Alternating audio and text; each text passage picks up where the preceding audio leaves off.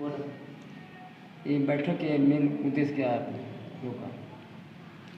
इस बैठक के मेन उद्देश्य के विषय में बताने से पूर्व सबसे पहले मैं आपके channel express news Bihar channel को देखने वाले सभी सम्मानित सदस्यों को, आम जनता जनार्दन एवं गणमान्य नागरिकों को मैं डॉक्टर जैनेंद्र कुमार शुक्ल प्रभात अपने सहयोगी साथी विजय कुमार राम अमन प्रशिक्षक द्वय के रूप में आपका स्वागत करते हैं और अपनी जनता को सादर नमन करते हैं कि आपने अपने चैनल पर हमें कुछ बोलने का मौका दिया, अवसर दिया, वह भी शिक्षा के विषय में। यह मेरा सौभाग्य है। अब मैं इस वक्तव्य के रूप में आपको बताना चाहता हूं कि हम लोग जहां पर उपस्थित हुए, यह बिहार विद्यालय शिक्षा समिति अधिनियम 2000 के यथा संशोधित अधिनियम 2018 के प्रावधानानुसार बिहार शिक्षा परियोजना परिषद गोपालगंज के दिशा निर्देश में और प्रखंड शिक्षा पदाधिकारी भोरे के तत्वावधान में अपने प्रखंड के भोरे के अंतर्गत स्थित संकुल संसाधन केंद्र यानी CRCC केंद्र श्री शंकर उच्च विद्यालय सह इंटरमीडिएट कॉलेज तिवारी चकिया हुसेपुर में हम लोग एकत्रित हुए हैं।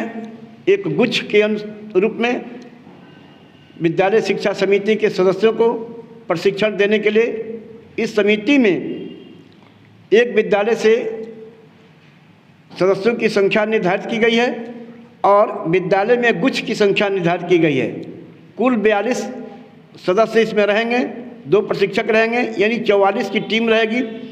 3 दिन का यह गैर आवासीय प्रशिक्षण है। इस प्रशिक्षण में बहुत कुछ बातों की जानकारी शिक्षा के विषय में देना है हम दोनों प्रशिक्षकों के माध्यम से। इसमें 2 सत्र हैं।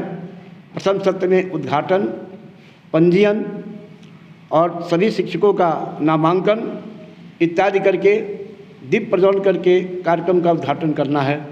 फिर द्वितीय सत्र में से पहले समूह गान के बाद और समूह गान से पहले यानी 2 बार गीत होती है। एक तो प्रार्थना के रूप में जो प्रथम सत्र में होता है, घर घर अलख जगाएंगे हम बदलेंगे ज़माना, ये गीत होता है। उसके बाद होता है समूह गान द्वितीय सत्र के प्रारंभ में कि ले मसाले चल पड़े हैं लोग मेरे गांव के। फिर इससे हम द्वितीय सत्र का शुभारंभ करते हैं। प्रत्येक दिन प्रशिक्षण में सवेरे और शाम मिलाकर 2 सत्र होता है और प्रशिक्षण का जो समय है 9 बजे से लेकर के शाम 5 बजे तक का है। शिक्षक 3 दिन तक अपनी उपस्थिति इस प्रशिक्षण में बनाएंगे, अपने विद्यालय में नहीं, उनके सहयोग में उनके साथ हैं विद्यालय शिक्षा समिति के रूप में वो अध्यक्ष, सचिव और 3 और सदस्य और एक बड़ी शिक्षक। ये अनुसूचित जात, अनुसूचित जनजात, भूमिदाता वगैरह लोग हैं। इसमें विद्यालय शिक्षा समिति के कुल सदस्यों की संख्या 17 है, जिसमें बाल संसद के भी प्रतिनिधि इसमें रहते हैं। जिस विद्यालय में बाल संसद का गठन हुआ है उनके भी प्रतिनिधि रहते हैं। और इनकी मॉनिटरिंग, जो विद्यालय शिक्षा समिति की मॉनिटरिंग है, प्रशिक्षण के बाद बिहार विद्यालय शिक्षा समिति अधिनियम के तहत होती है। इनमें विद्यालय के संरक्षण, संवर्धन, मूल्यांकन, प्रबोधन, नियंत्रण इत्यादि, विद्यालय को समय से खोलना इत्यादि सब बातें उसमें सम्मिलित है। तमाम जानकारी है। इसमें जो अधिकार और कर्तव्य दिए गए हैं बिहार विद्यालय शिक्षा समिति अधिनियम में, यदि इसको सही रूप से सभी लोग अपने कर्तव्य में शामिल कर लें तो हमारा देश जो सोने का चिड़िया कहा जाता है या विश्व गुरु कहा जाता है, यह कहीं से भी कोई इसमें दिक्कत नहीं आएगी कि हम पूरे ब्रह्मांड में सर्वोपरि रहेंगे। शिक्षा हो, संस्कार हो, संस्कृति हो, देश की एकता, अखंडता, अस्मिता हो और गुणवत्ता हो, बौद्धिकता हो, सामाजिकता हो और नैतिकता हो, संवेदनशीलता हो, सहिष्णुता हो। हम पूरे ब्रह्मांड में, पूरे विश्व में किसी से पीछे नहीं, सबसे आगे रहेंगे और सभी लोग हमारा अनुसरण करेंगे।